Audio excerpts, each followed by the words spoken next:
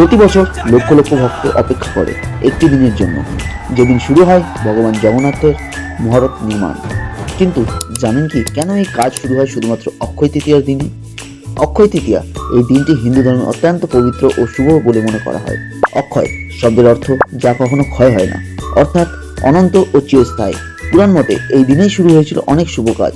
মহাভারতের রচনা, গঙ্গার অবতরণ, এমনকি কৃষ্ণের অন্নদানের অলৌকিক লীলা।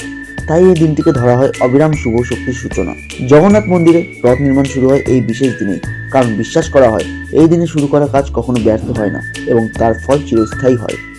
এই দিনে বিশেষ পুজো করে কাঠে প্রথম আঘাত করা হয়।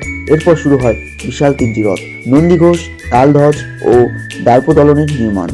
অক্ষয় তৃতীয়া মানে শুধু একটি দিন নয়, এটি বিশ্বাস, ভক্তি আর অনন্ত আশীর্বাদের প্রতীক, যার মাধ্যমে শুরু হয় ভগবান জগন্নাথের মহাযাত্রার প্রস্তুতি। তাই আজকের এই পবিত্র দিনে যখন রথ নির্মাণ শুরু হয়, তখন শুধু কাঠ নয়, গড়ে ওঠে কোটি কোটি ভক্তের বিশ্বাস আর ভালোবাসা। ভিডিওটি ভালো লাগলে লাইক, শেয়ার এবং সাবস্ক্রাইব করতে ভুলবেন না, আর কমেন্টে অবশ্যই জয় জগন্নাথ লিখে যাবেন।